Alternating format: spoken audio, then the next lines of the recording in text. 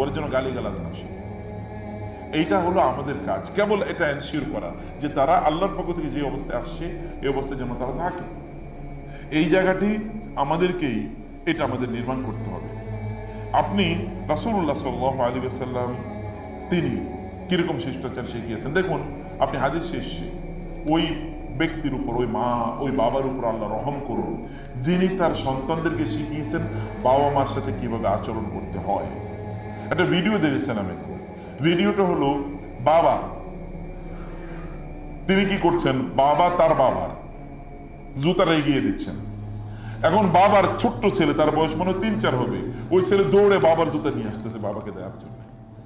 কারণ কি, বাবা দেখেছে বাবা তার বাবার সেবা করছে। আপনি আপনার মায়ের, আপনি আপনার বাবার সেবা করুন, তাহলে আপনার সন্তান বুঝবে যে বড়দের সেবা করতে হয়। ওরা শিখবে, ওরা তো দেখে দেখে শিখে। ওদেরকে শুনিয়ে শেখানো যায় না, ওদেরকে দেখিয়ে শেখাতে হয়। আবার বলি, ওদেরকে শুনিয়ে শেখানো যায় না। আমরা কেবল ওয়াজ নসিহত করি, বাচ্চাদের সাথে ওয়াজ নসিহত করে লাভ নেই। বাচ্চাদেরকে কি করতে হয়, দেখিয়ে দিতে হয় কাজটা এভাবে করতে হয়, তাইলে ওরা শিখে। ওরা শিখে হলো দেখার মাধ্যমে। ওরা চোখ দিয়ে দেখে, চোখ দিয়ে তারা শোনেও। ওদের কানের ব্যবহার কম, আর বাচ্চারা প্রচন্ড ডায়নামিক হয়। একই সাথে সে দুইটা কাজ, খেলতেছেও আবার দেখবেন আপনার কথাও শুনছে।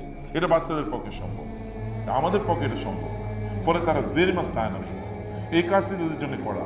বাবা মায়ের সাথে কিভাবে আচরণ করবে, আপনি আপনার বাবা মার সাথে আচরণ করার মাধ্যমে শিখিয়ে দেন।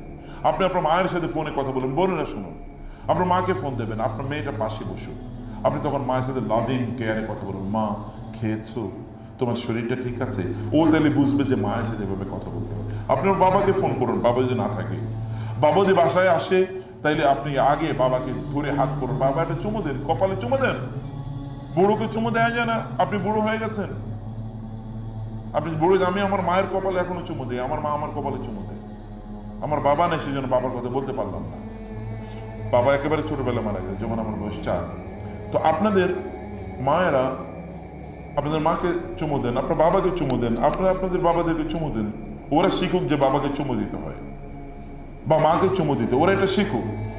এটা শেখা আপনাদের, শেখানো আপনাদের জন্য জরুরি। আলেমদের সাথে কিভাবে আচরণ করবে এটাও তাদেরকে শেখাতে হবে। আদব, কোন শিষ্টাচারে কথা বলবে, আলেমদেরকে সম্মান করতে হবে। সিনেমা নাটকগুলো তো এখন আলেম বিদ্বেষী বা ইসলাম বিদ্বেষী, ইসলাম ফোবিয়া তৈরি করে দেয়। সিনেমা নাটকের খলনায়কের চরিত্রে কি একজন টুপিওয়ালা বা দাড়িওয়ালা লোক থাকে। এলাকার সবচেয়ে খারাপ লোকেরই দেখায় যে সে মসজিদে গিয়ে ঠিক মতো নামাজ আদায় করে। এরা তো এজেন্ডা, এটা এজেন্ডা। অতএব ওদের মধ্যে আলেমদের প্রতি এক ধরনের বিতৃষ্ণা তৈরি হবে। আলেমদের ওরা ভালোবাসে না, পছন্দ করে না। কাকে পছন্দ করে? পরিমণিরে পছন্দ করে। তো দায়িত্ব কার? এই দায়িত্ব তো আমাদের। কেন এইরকম একজন নারীকে ওদের পছন্দের তালিকায় থাকতে হলো? এটা নিশ্চয়ই আমাদের এখানে আমাদের সংকট আছে। এই সংকটটা আমাদের সমাধান করতে হবে। বড়দেরকে সম্মান করা, শ্রদ্ধা করা, এই জায়গাটা আমরা তাদেরকে মধ্যে তৈরি করে দেবে। ওদের মধ্যে উখুয়া, ভাই বোন এরা ঝগড়া বিবাদ করবে, কোনো সমস্যা নাই, কিন্তু একজন আরেকজনকে যেন ভালোবাসে, একজন আরেকজনের জন্য টেক কেয়ার করে, এগুলো ওদের মধ্যে এটা তৈরি করে দেয়া। আপনি আপনার ভাইয়ের সাথে কেমন আচরণ করছেন, আপনার বোনের সাথে কেমন আচরণ করছেন। আপনার বোনের সাথে, আমার বোনটা খুবই খারাপ, আমার ভাইটা প্রচন্ড, পৃথিবীতে সবচেয়ে খারাপ মানুষ ওই, এই কথা আপনার ফ্যামিলিতে বললে আপনার সন্তানরা বুঝবে না এরকমই আচরণ করা লাগে। এটা কখনোই বলতে নাই। তাদেরকে ভালোবাসুন, তাদের সাথে কথা বলুন, এবং এগুলো আপনার সন্তানরা দেখুক যে ভাই বোনদের মধ্যে রিলেশনটা কেমন থাকতে হয়, এটা তারা দেখুক। এবং এর মাধ্যমে তারাও তাদের যে ভাই বোন আছে সেই ভাই বোনদের সাথে যেন তারাও এরকম আচরণ করতে পারে, এটা আমাদের শেখানো আমাদের দায়িত্ব।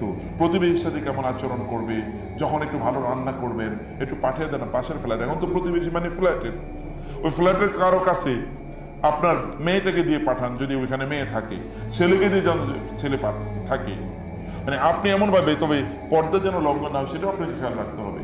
পাশের বাসায় খাবার নিয়ে পাঠালেন, কিন্তু ওইখানে একটা মেয়ে আছে, এখন আপনার ছেলে এমনিতেই বাসায় যেতে চায়, মা একটু দেও না, আর কিছু নাই, একটু নেওয়ার মতো, এরকম যেন আবার না হয়।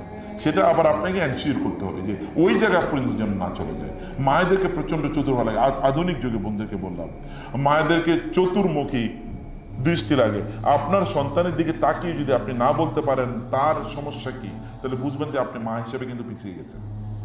সন্তানের চোখের দিকে তাকিয়ে বলতে হবে, আপনাকে আন্ডারস্ট্যান্ড করতে হবে হিজ ল্যাঙ্গুয়েজ, যে সে কি বলতে চায়। এটি করা দরকার। আপনি অনুমতি নিয়ে আপনার কাছে, বোনদের ভালো করে শুনুন, আপনার কাছে আপনার খুবই খারাপ কথা, যেন ছোট বাচ্চারা আছে, তারপরেও একটা শব্দ বলি। সেদিন আমাদেরকে লাইভ একজন প্রশ্ন করেছে, স্যার আমি তো আমার মা এবং বাবাকে ওই ওই অবস্থায় দেখেছি, এখন কি আমার গুনাহ হয়েছে? একবার চিন্তা করে দেখেন তো, আপনি একবার ভাবুন, সিচুয়েশনটা ইমাজিন করুন, এই বাচ্চাদের মধ্যে কি অনুভূতি তৈরি হচ্ছে। এবং এই কারণে কোরআনের নির্দেশ হচ্ছে, তোমরা তোমাদের সন্তানদেরকে, মানে তোমাদের সন্তানরা যেন তোমাদের কাছে 3 সময় আসার আগে অনুমতি নিয়ে আসে। 3 সময় কখন কখন? ফজরের আগে এবং এশার পরে, দুপুরে, একটু যখন রেস্ট নেবে, এই 3 সময় অনুমতি ছাড়া যেন না আসে। এবং আমি বোনদেরকে বলবো, বাসায় যখন থাকবেন জামা কাপড় এমনভাবে পরবেন না যে বাইরে সবচেয়ে সুন্দর জামা কাপড় পরলেন আর বাসায় একেবারে সেরা তেনা টাইপের এগুলো পরে বাসায় থাকবেন, এটা কখনো করবেন না। শারীরিক সৌন্দর্য তো আছে নাকি? এই সৌন্দর্য আপনার মেয়েরা দেখা কি তার জন্য জায়েজ আছে নাকি? শুনুন, নারীদের পার্সোনাল যে সৌন্দর্য আছে, বিউটি বা প্রাইভেট পার্টস, এগুলো তাদের মেয়েরা তাদের জন্য দেখা হারাম। দেখা হারাম, মেয়েরাও দেখা হারাম।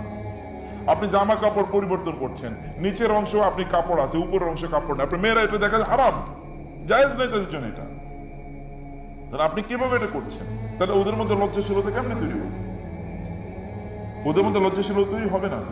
ভাইয়ারা বাসায় একেবারে প্যান্ট একটা পরে এরপরে ঘুরতেছে, এরপরেও তো প্যান্ট পরলেও তো সবসময় এখন তো এত উন্নত টাইপের লুজ প্যান্ট পাওয়া যায় না, এটা পরে পরে ঘুরতেছে, আপনার মেয়েরা ছেলেরা দেখছে। এটা তো ক্যারেক্টার হতে পারলো না, এটা কোনো অবস্থায় এটা ক্যারেক্টার না, এটা উন্নত ক্যারেক্টার না। ওইখানে আপনি সুন্দর করে থাকুন, ভালো জামা কাপড়, মাথায় কাপড় থাকুক এবং শরীরটা যেন সুন্দর, অর্গানগুলো যেন এক্সপোজ না হয়, সেটা করতে হবে। আমি বহু পিতা মাতাকে জানি, এবং মেয়েদের, আপনাদের মেয়েরা যারা আছে, আপনাদের মেয়েরা তারাও যেন বাসায় এমনভাবে থাকে তাদের শরীরের সৌন্দর্যগুলো যেন তাদের ভাইয়েরা না বুঝে।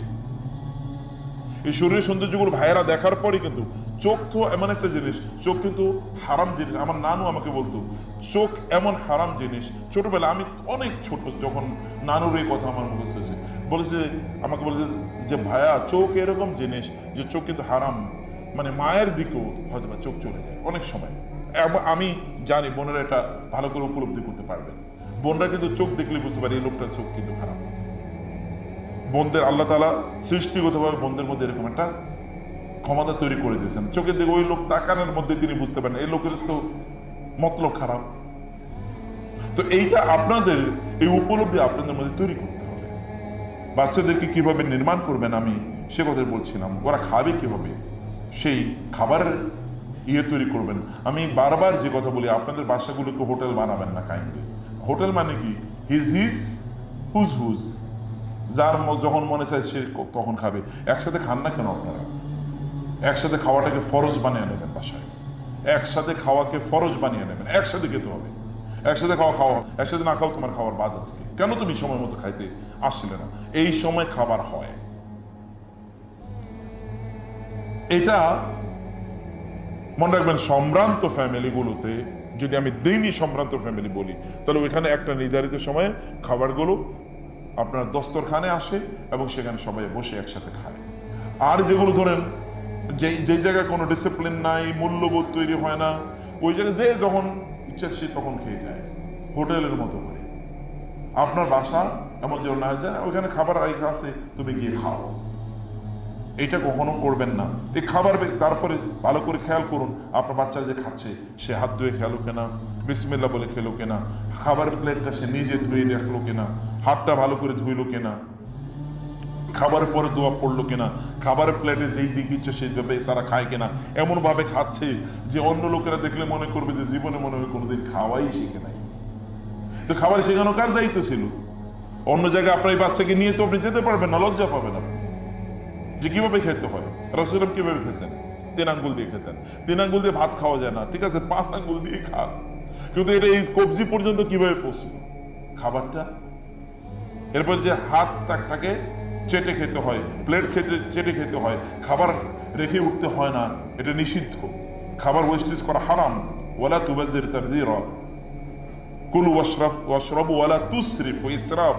হালালের ক্ষেত্রে কোনো অতিরিক্ত করাকে বলা হয় ইসরাফ, হারামের ক্ষেত্রে সীমা লঙ্ঘন করাকে বলা হয় তাবযীর।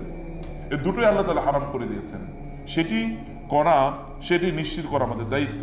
এবং এমন যেন হয় ওরা বাচ্চারা যখন তারা কোরআন তেলাওয়াত করবে, আপনি কোরআন তেলাওয়াত করছেন অথবা নামাজ আদায় করছেন, এইসব বাচ্চারা যেন কোনো অবস্থায় তারা ডিস্টার্ব না করে, তারা কথাবার্তা না বলে, এগুলো থেকে শেখাতে হবে।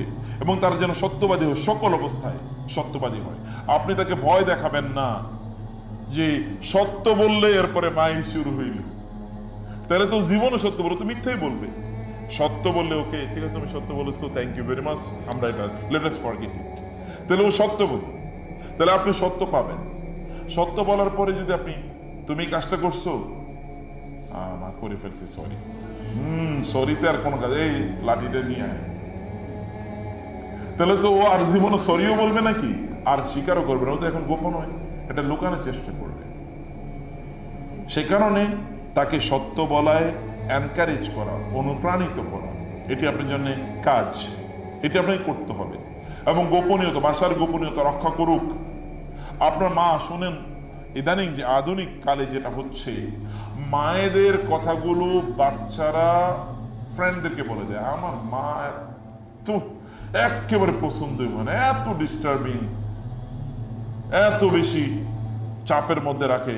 বান্ধবীদের কাছে মেয়েরা মায়ের বিরুদ্ধে কথাবার্তা বলে অধিকাংশ সময়, বন্ধুদের কাছে ছেলেরা মায়ের বিরুদ্ধে কথা বলে, বাবার বিরুদ্ধে কথা বলে। বাবা এখন আর আলোচনার চ্যাপ্টার না। বাবারা মনে করবেন আপনারা আপনাদের সন্তান থেকে, এখন বাবারা তো নাই, কাকে বলবো, বাবাদের আরো বেশি করে শোনা দরকার। বাবারা সন্তানদের জীবন থেকে অলরেডি লস্ট, তাদের আলোচনাই নাই বাবারা, সকল আলোচনার কেন্দ্রবিন্দু মায়েরা, কারণ ওরা দেখেও মাদেরকে এবং কথাবার্তা বলে মায়েদের সাথে। সকালবেলা বাবা ঘুম থেকে উঠাই দৌড় দেয়, রাতে যখন যায় তখন ওরা ঘুমায়। তো বাবা আলোচনায় আসবে কোথায়? বাবা তো চ্যাপ্টারের মধ্যেই নাই। এটা কেমন বাবা? এটা কেমন বাবা? আপনারা আপনাদের স্বামীদেরকে কথাগুলো বলবেন বোনেরা, প্লিজ। বাবারা চ্যাপ্টারের মধ্যে থাকবেন, আলোচনায় থাকুন। কিন্তু মায়েদেরকে বলছি, মায়েরা আপনাদের সন্তানের যেন আপনাদের কাছে বিতৃষ্ণার কারণ না হয়ে যায়, আপনাদের সন্তানদের কাছে আপনারা যেন বিতৃষ্ণার কারণ না হয়ে যান। ওরা পারিবারিক ইস্যুগুলো ওরা গোপন রাখুক, এই চরিত্র ওদের মধ্যে ডেভেলপ করা দরকার। আর এটা করতে হলে আপনারা ওদের সামনে অন্যদের পরিবার নিয়ে, সেটা জারি হোক না কেন, সেটা নিয়ে আলোচনা করবেন না। অন্যদের পরিবার নিয়ে আলোচনা করা, এটা আপনি করবেন না। তাইলে ওরা অন্যান্য ইস্যুগুলো তারা গোপন রাখতে পারবে। যেটা আমি এর আগে আনাস রাদিয়াল্লাহু তাআলা আনহু কথা বলেছিলাম, দেখেন না, মা তাকে বলেন নাই তুমি শুধু আমারই বলো বাবা, এটা কিন্তু বলেন নাই। আল্লাহ রাসূল যদি বলছে কাউকে না বলতে, কাউকে বইল না প্লিজ। কিভাবে পার্সোনালিটি তার মধ্যে তৈরি হয়? আমানতের পার্সোনালিটি, আমানতদারিতা, ওরা ওদের মধ্যে থাকতে হবে, আমানতদারিতা। সবকিছু আপনি তাকে কোন একটা জিনিস দিয়েছেন, এটা আমানত। আপনি তাকে যাই দিয়েছেন না কেন, এটা আমানত। আপনি তাকে যেটা দিয়েছেন, কোনো টাকা পয়সা তাকে হাদিয়ে দিয়েছেন, এটাও তার কাছে আমানত। তার বাসারও তার কাছে আমানত, কোনো জিনিস যেন কষ্ট নষ্ট না করে, এইটা তাদের মধ্যে অনুভূতি তৈরি করে দেয়া। মানুষের কোনো জিনিস যেন নিয়ে না আসে, অন্য কারো জিনিস যেন ব্যবহার না করে কারো অনুমতি ছাড়া, এগুলো বলা দরকার। কারো ঘরে কেউ প্রবেশ করার আগে অনুমতি নিয়ে প্রবেশ করুক, এটা তাদেরকে তৈরি করে দেন, কারণ এটা আমানতদারিতার একটা বিষয়। এইগুলো তাদের মধ্যে এই আখলাক তৈরি করে দেয়া তাদের মধ্যে দরকার। এবং তাদের অন্তরে যেন কারো প্রতি হিংসা, বিদ্বেষ, ক্রোধ, ইত্যাদি না থাকে, এগুলো তৈরি করা। এগুলো আমাদের কাছ থেকে শিখে একটা সংক্রমণ হয়, এটা ইনফেকশাস ডিজিজ। যেমন তারা দেখে যে আমরা অন্যের সাথে কথা বলছি। যেমন আপনার বাচ্চাদের অনেক সময় স্কুল থেকে বাসায় যাওয়ার পর এরপরে ওই বাচ্চার মা, ওই বাচ্চাটা না এত দুষ্টু, ওর মাটাও দুষ্ট। তাহলে হয়েছে কি? বাচ্চা তো আপনি সাপোর্ট করলেন, নো এই কথা বলতে নাই, তোমার না ক্লাসমেট, তার ব্যাপারে ভালো ধারণা পোষণ করো, তার কোনো ত্রুটি থাকলে সেখানে বলো, কিন্তু তুমি আমাকে কেন বলছো বাবা, এটা তো বলা ঠিক না, এটা তো গীবত হয়ে যাচ্ছে। এভাবে তাকে লেসন দিতে হবে। বরং আপনি তার সামনে অথবা অন্য, ওই বাচ্চার মাটা না এত দুষ্টু, ও বাচ্চারা কিন্তু ভালো না, না মা ও তো বাচ্চারা তো ভালো না, ওর মাটা খুবই দুষ্টু, খুবই ডিস্টার্বিং, কেমন ভাবে যেন তাকায়, কেমনে ভাবে যেন কথা বলে, কেমনে ভাবে যেন হাঁটে, এগুলো আলোচনার বিষয় যদি হয় তাহলে ওদের মধ্যে এটা তৈরি হবে। এটা খুবই ভয়াবহ একটা ডিজিজ। মানুষের বিরুদ্ধে কথা বলা কিন্তু মানসিক রোগ, জানেন? মানুষের বিরুদ্ধে কথা বলা মানসিক রোগ। আমরা হয়তো বা বুঝি না, রোগী তো এই কারণে বুঝতে পারতেছি না। রোগী না হলে বুঝতে পারতাম যে এটা কত বড় মানসিক রোগ। মানুষের বিরুদ্ধে কথা না বলে চুপ করে থাকতে পারা, এটি খুবই ভালো, এটা বড় চরিত্র, উত্তম অভ্যাস। রাসূলুল্লাহ সাল্লাল্লাহু আলাইহি ওয়াসাল্লাম এই কাজটি করতেন। পঞ্চম যেটা বলি বোনেরা, ভাইয়েরা, তা হলো সন্তানদের সাথে আত্মিক সম্পর্ক ডেভেলপ করুন। আত্মিক সম্পর্ক, আপনার আত্মার সম্পর্ক ডেভেলপ করুন। কিভাবে? যেমন আমি যে কথা আপনাকে বলতে চাই শুরুতেই, তা হলো আপনাদের সন্তানরা যদি আপনাদের চেয়ে অন্যদেরকে বেশি ভালোবাসে, তাহলে বুঝবেন যে আপনি অলরেডি তার চ্যাপ্টার থেকে কি ক্লোজ হয়ে গেছেন। আপনার চেয়ে যদি তারা অন্যকে বেশি ভালোবাসে, আপনার চেয়ে তারা যদি অন্য কাউকে বেশি প্রাধান্য দেয়, আপনার কথার চেয়ে আমার বান্ধবী এটা বলেছে, আপনার বান্ধবীর সাথে সময় কাটানো আপনার চেয়ে সময় কাটানোর চেয়ে বেশি পছন্দ করে বা বেশি সে ভালোবাসে, তাহলে বুঝতে হবে যে এখানে একটা বড় সংকট তৈরি হয়ে গেছে। এটা না হোক, এটা না করুক।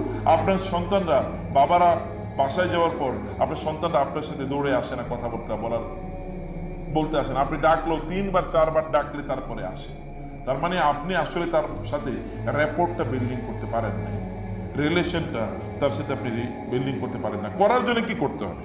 মানে ওদের সাথে আপনার আত্মিক সম্পর্ক, আত্মার সম্পর্ক। আপনাকে ছাড়া ওরা চিন্তা করে না, মা তোমাকে কতক্ষণ দেখিনি, এই কারণে দৌড়ে আসছে কি মা মা মা মা, এই সেই জড়ায় দোষে চুমু দিচ্ছে, কি রে কি ব্যাপার, অনেকক্ষণ তোমার দেখি না মা, এই জন্য মনটা খারাপ লাগতেছে, একটু দৌড়ে এসে, অথচ পাশের রুমে আছে।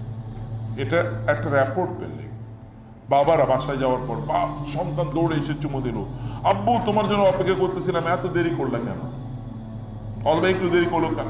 যদি ফোন করো, আব্বু তুমি আসো না কেন? বাবারা শুনুন, আপনার সন্তান বাসায় একটু দেরি করে যাচ্ছে, আপনি যদি ফোন না করে তাহলে বুঝবেন আপনি you are closed chapter in their life. আপনার জীবনে তাদের অংশগ্রহণ কেবলমাত্র কি ব্যাংকার হিসেবে। ব্যাংকার মানে কি? আপনার শুধু ক্রেডিট কার্ড আছে, আপনার ওই ক্রেডিট কার্ড থাকলে চলবে, আপনি না থাকলে, আপনি ওদের জীবনে না থাকলেও কিছু যায় আসে না। এরকম একটা জায়গায় আপনি নিজকে দাঁড়া করাবেন না। এ কারণে কি করতে হবে? ওদেরকে চুমু দিতে হবে, ওদেরকে হাগ করতে হবে, ওদের প্রতি অনুগ্রহ করতে হবে, ওদেরকে ভালোবাসতে হবে, ভালোবাসাটা ওরা যেন ফিল করে এরকম করতে হবে। আমি জানি না আপনারা জানেন, আকরা বিন হাবিস রাদিয়াল্লাহু তাআলা আনহু তিনি রাসূল ইসলামের কাছে গেলেন, রাসূল ইসলাম দেখলেন যে হাসান হোসেনকে চুমু দিচ্ছেন, জড়ায় ধরতেছেন। আকরা বলেন, ইয়া রাসূলুল্লাহ আপনি বাচ্চাদেরকে চুমু দেন? বলে হ্যাঁ, কেন দেবো না? বলে আমার তো 10টা বাচ্চা আছে, আমি কাউকে কোনোদিন চুমু দিই না। আর রাসূলুল্লাহ সাল্লাল্লাহু আলাইহি ওয়াসাল্লাম বললেন, যার অন্তরে আল্লাহ কারোর প্রতি ভালোবাসা তৈরি করেন নাই, যদি তৈরি না করে তাহলে তো আমার কিছুই করার নাই। এটা একটা ভালোবাসার বহিঃপ্রকাশ। রহমতে মান লা ইয়ারহাম লা ইউরহাম, অন্য বর্ণায় আসছে, তিনি বলছেন তুমি যদি ওদের প্রতি অনুগ্রহ না করো তাহলে আল্লাহ তোমার প্রতি অনুগ্রহ করবেন না। আপনি মা জন্ম দিয়েছেন বলে, আপনি বাবা ইনকাম করেছেন বলে মনে করবেন যে আমি তো যা করছি, নো, কিছুই করেন নাই। আপনি জন্ম না দিলেও তার হয়তোবা আল্লাহ সুবহানাহু ওয়া তাআলা অন্য, তার যদি পৃথিবীতে আসার ইচ্ছা থাকতো তাহলে আল্লাহ সুবহানাহু ওয়া তাআলা অন্যভাবে আনতে পারেন নাই। আদম আলাইহিস সালামের কার থেকে তিনি জন্ম দিয়েছেন? হাওয়াকে কার থেকে জন্ম দিয়েছেন? বাবা না থাকলেও সন্তান জন্ম হতে পারে, যেমন ঈসা আলাইহিস সালামের হয়েছে। আল্লাহ তো চাইলে করতে পারেন, আল্লাহ এই প্রসেসেই করেন, কারণ এটা আল্লাহর সুন্নাহ, সেটা ভিন্ন বিষয়। আমি বলছি যে এখানে আপনার অবদান কতটুকু? যদি অবদান থাকে তাহলে মায়েরই কেবল অবদান আছে, বাপের খুব বেশি অবদান নাই এখানে, কেবল ইনকাম করা ছাড়া। অবদান থাকলে মায়ের কথা, এই কারণে কোরআন এবং হাদিস মায়ের কথা 3 বার বলেছে, বাবার কথা 1 বার বলেছে। তো এই কারণে তাদেরকে আপনার চুমুক দেয়া তাদেরকে, এবং তাদের কি করা, তাদেরকে হাক করা, একেবারে বুকের সাথে মিশিয়ে রাখবেন মায়েরা। ওরা আপনার বুকের অন্তরের উষ্ণতা, হৃদয়ের উষ্ণতা ওরা ফিল করুক, ওরা অনুভব করুক। বাবারা ওরা যেন আপনার অন্তরের উষ্ণতা ফিল করে, এই কাজটি আপনাদেরকে করতে হবে। এবং ওদের প্রতি অনুগ্রহ করবেন, যেটা আমি আগেও বলেছি, মানুষের প্রতি অনুগ্রহ হচ্ছে ওদের প্রতি অনুগ্রহ অনেক অনেক বেশি করবেন। এবং ওদের সাথে একটু নিজেরা কি করবেন, একটু হাসি অথবা খেলাধুলা ইত্যাদি ওদের সাথে করবেন। বাবারা ওই সাথে খেলাধুলা করবেন, একটু দৌড়ান বাসায়, মায়েরা ওই সাথে খেলুন, বিভিন্নভাবে বিভিন্ন ধরনের যে খেলাগুলো হালাল সেগুলো খেলুন। পাশা খেলবেন না, পাশা বুঝেন তো নাকি? হ্যাঁ, পাশে কোনটা? লুডো খেলবেন না, এটা খেলা হারাম। অন্য খেলা খেলেন, খেলা তো একটাই লুডো। এগুলো ছাড়া আর যত খেলা আছে সেগুলো খেলুন, বুদ্ধি গেম অথবা অন্যান্য আরো জিনিস আছে ফিজিক্যাল, আমি কিন্তু শারীরিক খেলার কথা বলছি, সেগুলো খেলুন, যদি এর উপরে আমি একটু পরে বলছি। এবং ওদেরকে কি করবেন, এই জন্যে রাসূল ইসলাম কি করেছেন বলেন তো ভাইয়েরা? আপনাদের জীবনে কখনো করেছেন কিনা জানি না, রাসূল ইসলামের তার নিজকে তিনি ঘোড়ার মতো করে বানান নাই, তার বাচ্চারা তার নাতিরা কি তার পিঠে উঠেন নাই? এবং রাসূল ইসলাম একবার কি করলেন, তিনি ওই যে হুসাইন দৌড়াচ্ছিল, রাসূল ইসলাম তার পিছনে হুসাইন দৌড়াচ্ছেন। তিনি বাসায় গেলেন, বললেন রাসূল ইসলাম তার স্ত্রী, তার কন্যাকে ফাতেমাকে, ফাতেমা হুসাইন কই? হুসাইন নাই, কোথায় যেন আছে। তিনি দৌড়ে গেলেন, দেখলেন ওই যে হুসাইন ওখানে দৌড়াচ্ছে, হুসাইনের পিছনে দৌড়াচ্ছেন তারা ধরার জন্য। ভালোবাসা কাকে বলে আমি চিন্তা করতে পারি না যে এই যুগে বাবারা এরকম হইতে পারে, কারণ আমি দেখিনি এই যুগে বাবাদেরকে দৌড়াচ্ছে তার পেছনে তাকে ধরার জন্য। এবং মুআবিয়া রাদিয়াল্লাহু তাআলা আনহু একবার তিনি তার বাচ্চা অথবা তার নাতিকে নিয়ে কোলে নিয়ে এরকম খেলতেছেন, উপর দিকে তুলতেছেন, এরকম করছেন। তিনি তখন আমির মুআবিয়া মানে তিনি 20-22 বছর তিনি কি কিং, সম্রাট, রাজা। একজন ঢুকে বললেন, আপনি বাচ্চাদের সাথে এরকম বাচ্চামি করেন? তিনি বললেন, মানলাম, হাদিসে ঈশ্বর রাসূল বলেছেন যে বাচ্চাদের মতো করে বাচ্চামি না করে উনি মুসলিমই না, সে আমার উম্মতের অন্তর্ভুক্ত না। যে বাচ্চাদের সাথে বাচ্চামি না করে, বাচ্চাদের সাথে বাচ্চামির মতো করুন, খেলুন, এটাও সে আনন্দ পাক, মজা পাক, এটি করা দরকার। এবং তাদের জন্য হাদিয়া, পাশে একটু কিছু হাদিয়া নিয়ে যাবেন, বাবার একটু চকলেট নিয়ে যান, একটু মিষ্টি নিয়ে যান, একটু অন্য যেগুলো তার জন্য হালাল, ক্ষতিকর নয়, এরকম জিনিস ওদের জন্য নিয়ে যান, একটু ফুল নিয়ে যান, বই নিয়ে যান, কিছু একটা গিফট নিয়ে যান। কারণ ওরা জানে যে বাবা আসলে কিছু না কিছু একটা নিয়ে আসে বাসায়। টাকা ইনকাম করে কি করবেন? ব্যাংকে ব্যালেন্স বাড়াবেন, অনেক বড় অট্টালিকা নির্মাণ করবেন। কে থাকবে? মানুষ থাকবে অট্টালিকাতে নাকি অন্য কোনো প্রাণী? মানুষ থাকতে হলে ওদেরকে মানুষ বানাতে হবে।